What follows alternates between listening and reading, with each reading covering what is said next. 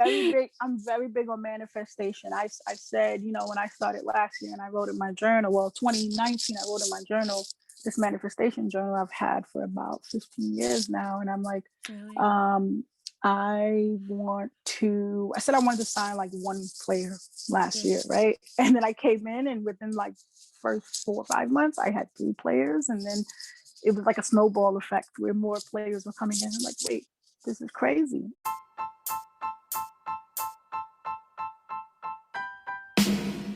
They didn't have any female agents at all, which Okay. is most people would be like, wait, that's weird. But it's like if you were actually in the business to see, you would know it's like so crazy. But Yeah. yeah. But how you said it was good. How you said it was perfect. It was perfect. Okay. If you don't mind, I'm just gonna redo it No, then. that's fine. Yeah. And I'll I add want you to Coca-Cola in.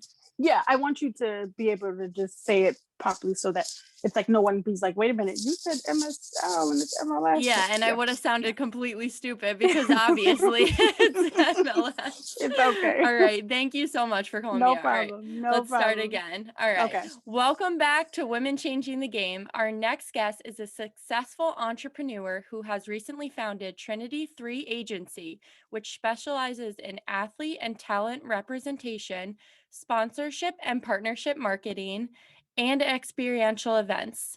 These are fields that she has had great deal of success in through Universal Music Group, Madison Square Garden, US Tennis Association, Coca-Cola, and many more.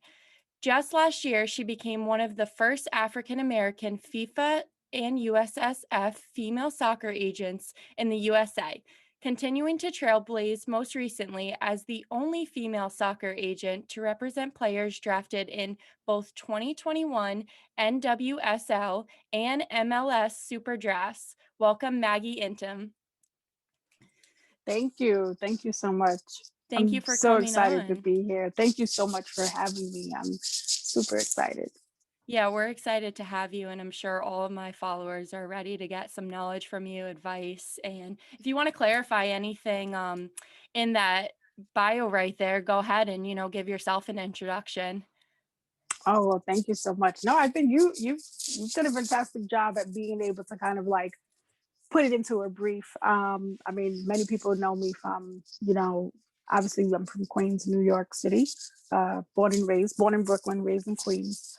Um, and I've been, all throughout the sponsorship, partnership world, the marketing side, mainly within the music business. So Universal Music Group, um, working with sports and entertainment from MSG to then working with artists like 50 Cent, so many other big names. And I'm just excited. I'm really excited for the future of what I'm doing now. And yeah, I just hope to see more females in the future and be able to do the same.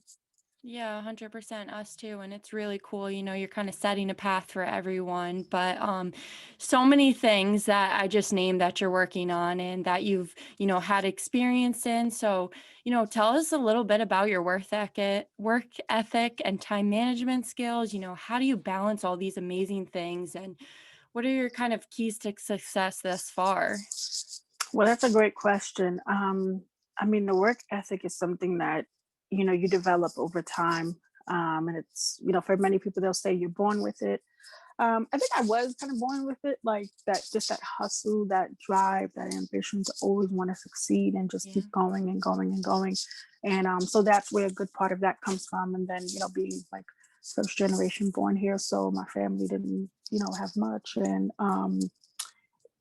there was a lot, to deal with because as a kid there were so many things I wanted, but I could never ask because they couldn't afford it, and especially being raised by my grandparents. So it wasn't something that was even a thought to say, hey, I'll get that. I had to work for it. And so I developed that over the time, over the years. And then when it comes to just managing everything, I will say my time management skills is not 100%, although it may seem that way. It's not. But it's a work in progress. It's, I take it day by day. But I do tend to prioritize the most important, tasks and things. And I've like have calendars for like each of my clients so that each player or brand will know kind of like what our schedule is. And so that has helped me a lot. I write down like everything. So that helps me a lot too. Okay. And yeah, Staying so organized. definitely staying organized is one. And I would say just, but then always having like that plan B, because you can always plan things out, but things are not going to always go according to plan. True. And I think some people have a hard time adjusting with that. When Yeah. that plan A doesn't work, they're like, oh my gosh, how do I prepare? But I more so always try to create 2 to 3 different plans so that when plan A doesn't work out, okay, I know how to handle it. And it's like, there's no pressure. I can Yeah. just, do what I need to do. So, Yeah, that's great advice. I feel like a lot of people aren't prepared for when something goes wrong, so having that plan B is great. Whatever you're doing is clearly working. I saw mhm. recently you signed a new player, so Yep. congratulations. That's Thank you. awesome. So I just love to ask you, what do you look for in the players that you sign? And, how do you pick who's going to be on your team? What is the process of adding someone new to your team? Great question. So when it comes to players, I'm very picky. I'm a picky person in general. And so when it comes to players, there's a few things. It's the ambition, Yeah. it's the drive, the hunger to want to succeed. Another requirement is like, can I market this player? Can my team and I develop marketing plans around this player? If we can't develop those plans around the player, we don't sign the player. Okay. Another requirement is that player must have ties to the community. So whether it's the local community they grew up in, the community that they're playing in. So, some players might have a love for um, American Red Cross, and that might be one of Yeah. their favorite, foundations to work with. So what we do is we'll say, okay, if you have a favorite, we'll set up a time to talk about possible partnership collaborations with that foundation or organization. And then also too, if the player decides they want to start their own, we help them Oh, build that nice. out. So yeah, but Wow. that's a huge requirement, big Yeah. requirement. Like they So must be able to give back to the community. that's great. I love that you use your platform to do that. And it's cool how much you're invested in them as much as they're invested in you. And like it kind of goes back and forth. And the fact that you like try to find your molds within each other with the players, that probably benefits both of you a lot and Absolutely. shows that you care too. Absolutely. Yeah, because Yeah, it's more than just what they're doing on the field. It's all around. It's building the package. It's building the exactly. legacy. I want my players to be well off so that when they do decide to retire, right? So if they decide they want to retire, or God forbid a career-ending injury could happen, they're okay off the field, and Yeah. that all that they've done when they played on the field and the work that they've put in off the field, it pays off. So that during that time, they're like, I start from scratch. So, Yeah. and the one thing too I love about my players on my current roster is that they're all doing something off the field. I mean, right Awesome. now we have about 7 players, and we do some marketing with some, but they're constantly busy. We do, full service, and they're just working like on the doing the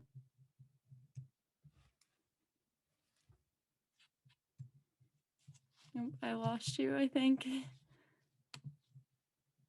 matches, and like, it's so exciting. People look, when know that player is my client, is because our work ethics match.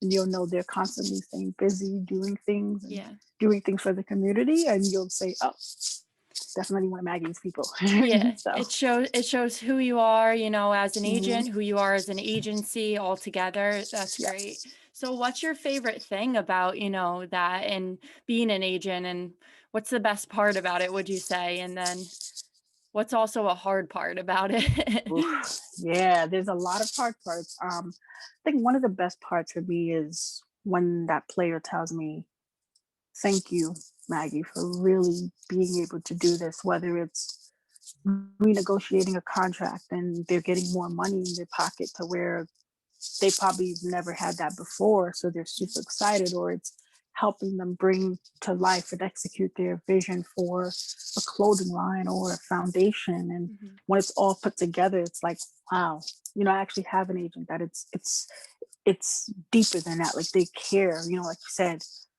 So that really makes me happy. Because at the end of the day, we as agents, we work for the player. The player doesn't work for us.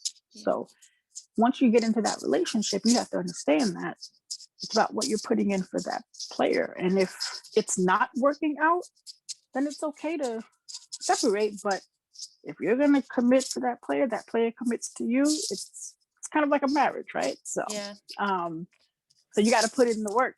You got to put in definitely. the work for that. So And then a I would hard part say, of it. yeah, the challenges. I would have to say one of the biggest challenges is recruiting. When it's time Okay. to recruit Yeah. those players, it's tough because you have a player that you really like, and you have so many ideas for that player, but then that player could be either signed to someone else or they could be in a process of signing with someone else. And Hmm. sometimes players don't want to hurt your feelings, so they're not going to tell you. Yeah. But that's the hard part is recruiting. And then especially because like for me, it's a boutique company. So we're competing against the bigger agencies. But Right. I think I found success in just being me.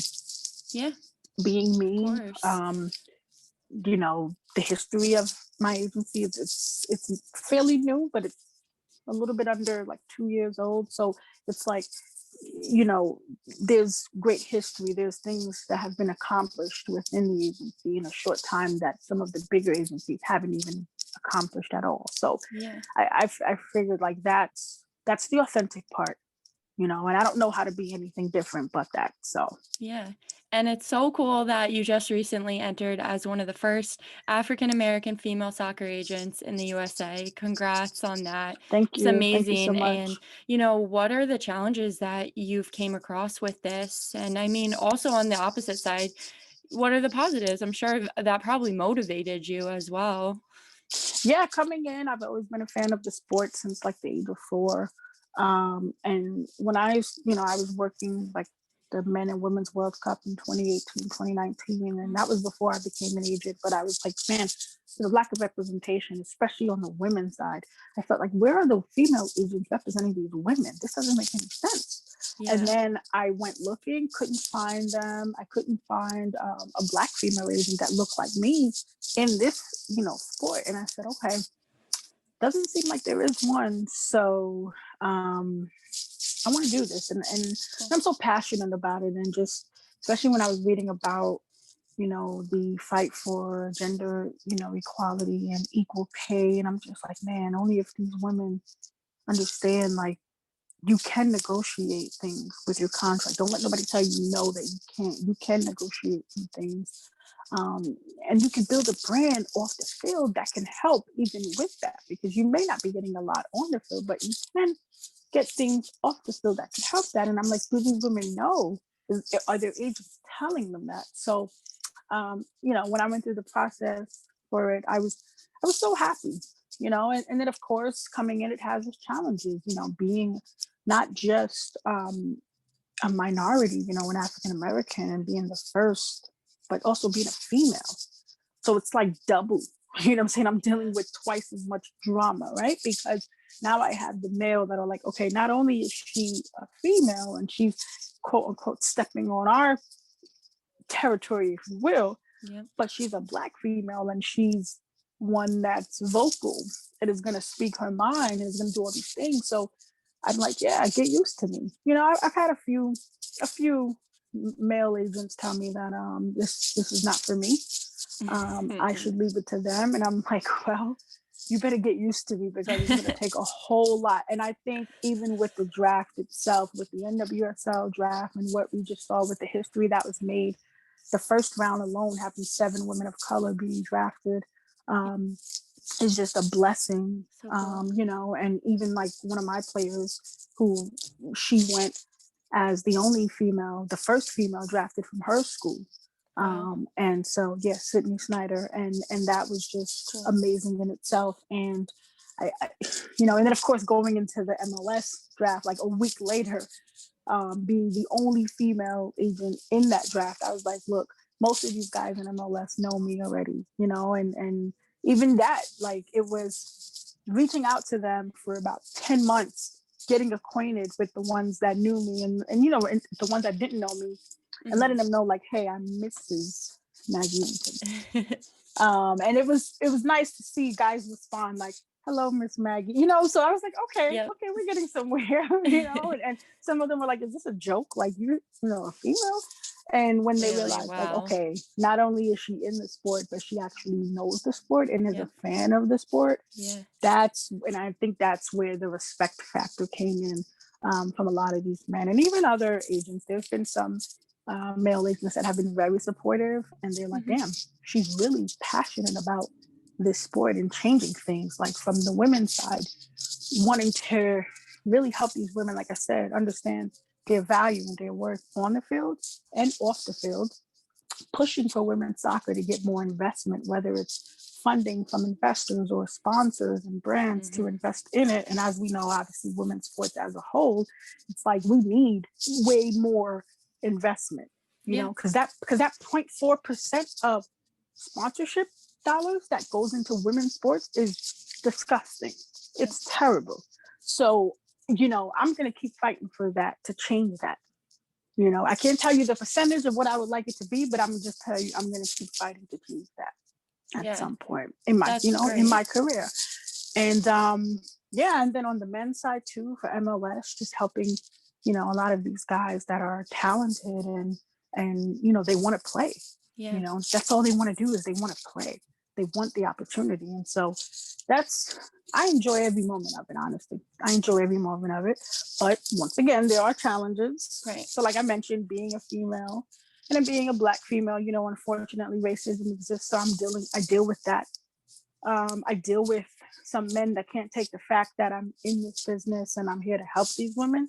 So they try any little thing to steer me off, but it's like that Of only course. fuels Yeah. the fire, right? It Yeah. fuels the fire in me. Should So it's like motivate you. if you're gonna do that, you got to come 10 times harder, especially when you're Yeah. dealing with a woman like me. You got to come 10 times Exactly. harder And I than was that. going to say you're the perfect person to, be in this position because I think people are going to be looking up to you and seeing that you're vocal and seeing that you're like pushing hard for all of this stuff. So they're going to look up to you and be like, I can be like her and I can, feel confident in my position, not Yeah. only be there, but also feel confident enough to speak my mind and, do what everybody else is doing. Yeah, the one thing that amazes me with life is that I remember growing up as a kid and my uncles, being in a household where it was like more male than female, and my uncles would push me and tell me all the time, like, always fight for what you believe in, Yeah. and don't let anyone knock you down or stop you from doing things. And I remember even my time working with 50 Cent, he told me, he's like, look, you're a bulldog. he's like, I give you that. And he's like, look, continue to always show people what you're made of, and don't let them knock you off. He's like, if you're gonna be that female that's gonna go in and speak up, do that. And it's been that way ever since. And every industry I've been in has always been male dominated. So I felt like it wasn't really much of an adjustment to deal, because it's Yeah. it's it's and I've worked in basketball before, like in the NBA. I've worked with an Yeah. NBA team. So I've been there and worked with Yeah. athletes in the NFL and tennis and all these different sports. So it's like, all right, this is not new. It's just Yeah. being on the representation side, like on the agent side, is a Mhm. little bit new. But like I said, I'm here to stay. So, Yeah. and I'm just getting started. Just keep fighting. Yeah, exactly. And I'm Just getting excited to started. see what's to come for you. I really am. Thank you. So you talked about your past experience and what 50 Cent was telling you. So you were in music, and how does that correlate now with sports? And do you feel like your experience with music helped you in sports, or do you think it was, kind of a difference where it was tough or it was similar? Oh no, it was great actually, because the music and sports go hand in hand. Yeah, The that's what joke I is figured. that the artists want to be the athletes want to be the artists. If you look at a lot of artists tend to sports games and stuff, and usually most of them are So fans true. because they either played sports but wasn't good enough to be an athlete, so they went into music. But as the athlete, they love the artist because they make Yeah, the music that motivates them. And if you look at the culture so and you true. look at the areas where these athletes and where these artists come from, it's almost like the same. Yeah, I And think so, LeBron was talking about mhm, trying to produce an album now, right? yeah, yeah, Yeah, he's so done it, one it goes before hand in actually. hand. Oh, Yeah, he has. he's done one with Two Chains. He's done Two Chains last album, so he was one of the executive producers. And you'll probably see more of that because Yeah. if you look at guys like Damian Lillard, he has, to me, he has the potential to be, he could be a rapper if he wanted to, because he actually knows how to formulate his lyrics and his bars. And I'm like, okay, I'll Yeah. give that to him, So, but it definitely goes hand in hand. It definitely did help me out a lot because during my time in music, we would work on some things with sports, whether it was music licensing and getting a song placed into a video game, a basketball game, a Mhm. sporting event, Yeah. or if there were major sporting events like All-Star Weekend, Super Bowl, and they wanted talent to perform. You see a lot of that. Um, and so it went hand in hand for me. And it's good because with the agency, we still work on a lot of music stuff with artists and labels. So Cool. it's like everything is just in one, it's like a one-stop shop basically. So Yeah, it seems like yeah, it. That's really cool. yeah, I didn't know how much it went hand in hand. I knew kind of, yeah, representing talent and stuff would be the same, but it seems like it really mixes well when you put it into that perspective. yeah. So, from the beginning, has there been, I know you talked about getting advice from people, but has there been anyone specific or any mentors that have been with you throughout this whole journey that either you've looked up to or if they've just been there to, help you along the way? Are there any specific people? So all throughout my career, I will say there's been two people that I adore so much. One of them is Mike Roberts. He is just an amazing sports and entertainment executive, consultant. He's like my go-to guy for everything. He's helped me in so many ways. And then I would have to say Leote Blacknor, she's like, I call her my music mentor, but she's more of like just a big sister.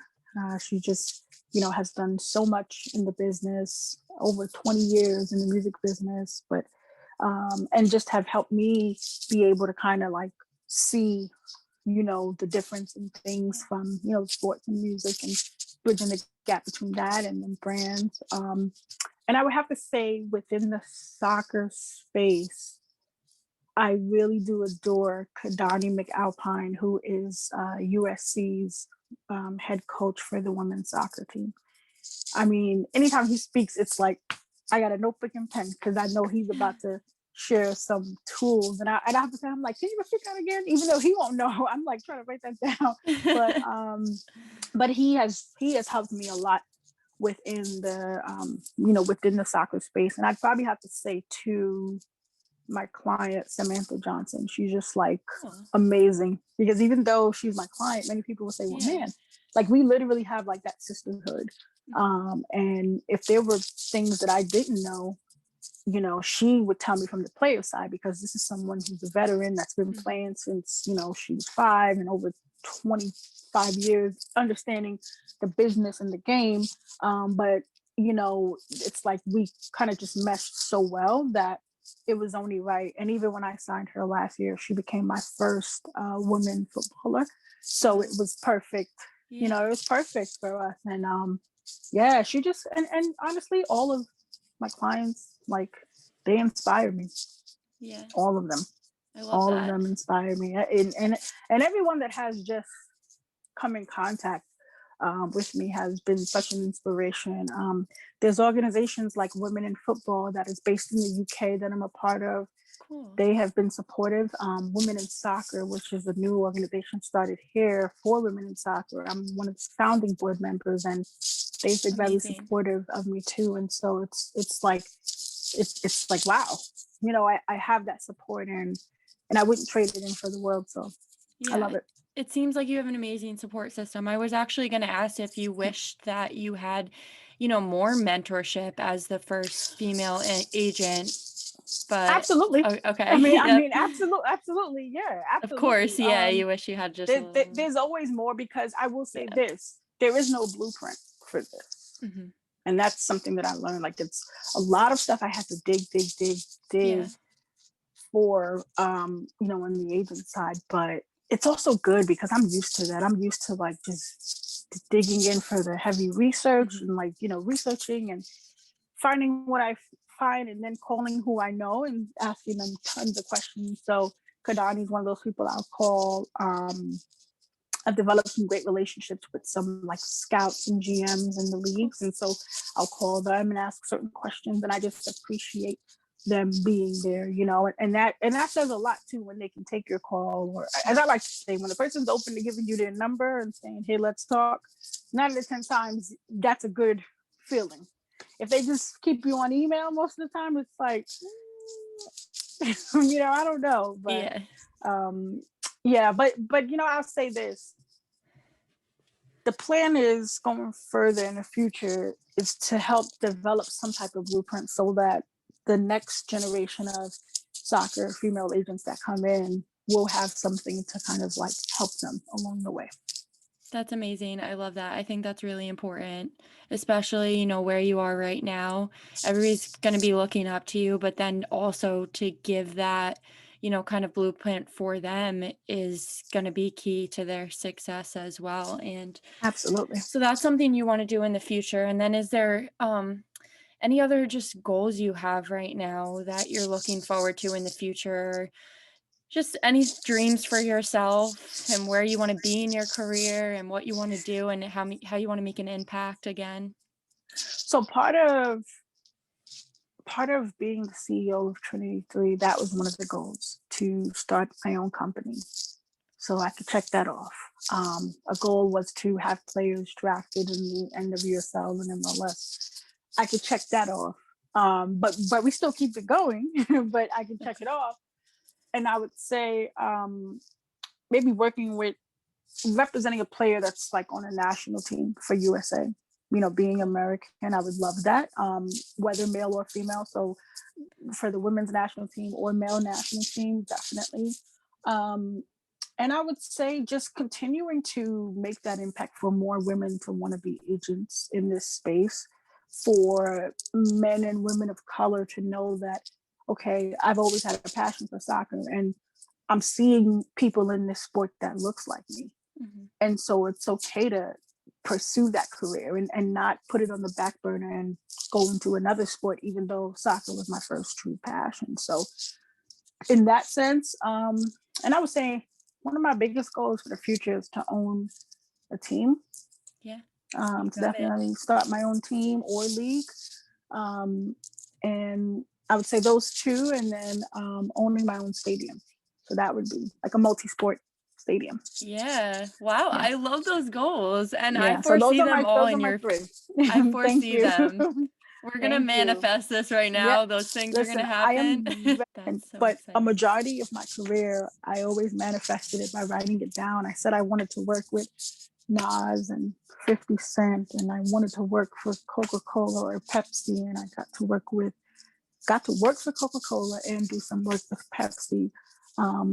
So you wrote all these things down before, and then they happened. Oh yeah, I am very big on manifestation. I just started journaling, so this here, it's like an old book, but it's yeah. I have a little one just like that, and I just started. And any tips, or just just write everything down you want? So I used to journal even as a kid because there was so much going on, and I used to just be able to write down my thoughts. And so I'd always write the date, and then I'd write the things that I want, and I would write it in like past tense form, like I am happy now that I'm an agent. I am happy now that I'm doing XYZ. And I only started doing it that way because at first I would say, well, I will work with 50 Cent. I will work with Nas. And when I wrote that was 2001, 2002. It was like 2002. And by like 2011, it all happened. Wow. And I was even for me, I was shocked. Like even now in the space that I'm in, I'm like, wait, whoa, like this is weird. Like this is kind of weird, but I'm gonna continue to do this. Yeah, but it also made me feel like, man, manifestation is so powerful, and it's like you write down those thoughts. The thoughts are in that journal. Mm-hmm. You pray on it. So now you're praying and you're reciting it to the man above, and then you're letting the universe work it all out for you. Yeah. See, that's the trick to it. A lot of people think you write it down and I gotta do this, do this, do this, do this, do this. But you gotta also pray. You have to pray on it. And you have to let the universe do its work. Okay. And once you get it, you have to do the work to keep it. Right. Because you can't say you want these things, but then when you get it, you're not doing what you have to do to keep it. Yeah. So And I feel like that the was things you the write key. down are, you realize then if you really want it or if you don't when you start writing it down. Exactly. But not even just when you write it down, it's when you get it. Because Mhm. now you get the opportunity and it's like, wait, I asked for this. Yeah. And it's like, do I really want this? And I also think that's the beauty of life. That's the beauty of experience. It's like you're given these things from God, and it's like you ask for it. And that's why the saying goes, be careful what you ask for. Because when you get it, do you know what you have to do to keep it? Or were you just saying it to say it? Yeah. And that's the test. And so for me, I feel like everything that I said in here is because I meant it. And when I got it, I just chose to walk in my purpose. And I knew that those things that I wrote in that journal, and when it was given to me, that it was a part of the purpose. But see, it was the purpose that God has for me, not just my purpose, but it was His purpose plan, as I like to say. And I'm just walking in that.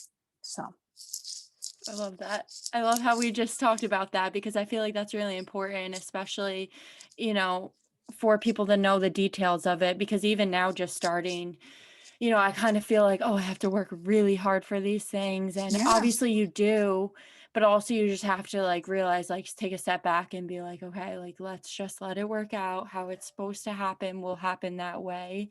And if it doesn't happen that way, it's not meant to be anyways. right, exactly. And sometimes too, the saying, like, you'll be put in certain things as a test to see if you really True. want it, and to also see if it's meant to be. Mm-hmm. And depending on how that test goes, like you said, sometimes it may not be meant to be, but it's a matter of taking those steps to do that, and that's the thing. And when I even look at like your platform and what you're doing, like, this is amazing. This is an Thank amazing you. platform for women. You're highlighting women that probably many times wouldn't even be recognized, right? Like, Yeah, I'm I trying. because I get that from people that will come into soccer, like, wait, you're a Black woman. Like, I've had some Black female soccer players tell me, like, wait, say what now? Like, where did you come from? And I'm like, I've been here. I just I just been in my little corner. Yeah, So and that's what I want to do. I want to highlight the people mhm, who maybe aren't being highlighted right now, and for yeah. whatever reason, I'm trying to find those people and yeah, just And let highlight me tell them on you, my that's page and however I that's can. and that's some of the best group of people, man. Because like the two people I mentioned, like, that are my mentors. That's kind of how they became my mentors, because I was like, man, I love this. They're doing so much. They're literally like game changers, gatekeepers. But yet you're not going to always find them right in the public eye, Yeah. because behind the scenes you're so busy working. And that's what I learned coming up. It's like, you just put your head down and you work, get the Yeah. job done, and let your work speak for itself. And that's how I learned how to move, honestly. That's how I learned how to move in the business. So Cool.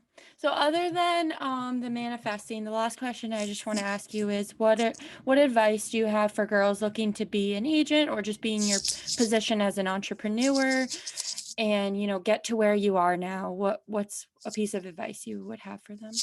being an agent is almost like being an entrepreneur. So I would say Okay, you yeah. have to be strong, especially as a woman in the business. If you're coming into sports, if you're in business in general, you just have to be a strong woman, male or female. Honestly, you just have to be strong. You have to be resilient. You have to be persistent and consistent. Got to be consistent, got to be persistent. It goes a long way. And you got to know your stuff. You have to know your stuff, whatever that is. If you are starting a podcast, know who the gatekeepers are in the podcasting space. If you are becoming an agent, know who the gatekeepers are, who are the right agents, who are the wrong agents that you should stay away from. but also too that you can learn from their mistakes, Right. whether that's in football, basketball, um, tennis, hockey. Know your stuff, know the sport, understand if you're going to represent women in that space, know what you can about the players, Mm-hmm. even players that are not your players. It's okay to learn about them too, because you kind of know what you're up against. Yeah. And so it's just really knowing the business is key. That is key. Knowing the business, building a network is important too. Relationships are everything. You know the saying, your network is your net worth. So it's like you'll have that balance. You have your network, but you also have your knowledge and experience that will back that up and can help. Because what you don't want to do is have the network and have people vouching for you. Then when you get the opportunity, you don't have the experience to back it up. Yeah. And someone just put their name on the line for you, and it's like, wait a minute, this person doesn't have half of the things that I thought. So it's very, very important to have that. Yeah, and just constantly, continue to educate yourself on a daily basis with things. Yeah. Definitely keep doing that. So that's the advice I could give. Great. Thank you so much. That advice was great. All of your advice throughout all the questions I asked were really great. And I Thank you. really enjoyed getting to know you more. And I'm sure my followers are going to be really excited for this episode. So Me thank you too. Thank again. you. Thank you so much. I really appreciate it. This is amazing. Please keep, continue to keep doing this. Any way that I can help, please let me know. Of course. Thank you so much. So Well, we'll thank see you you. next time, everyone, on Women Changing the Game. Okay. I'm going to stop recording.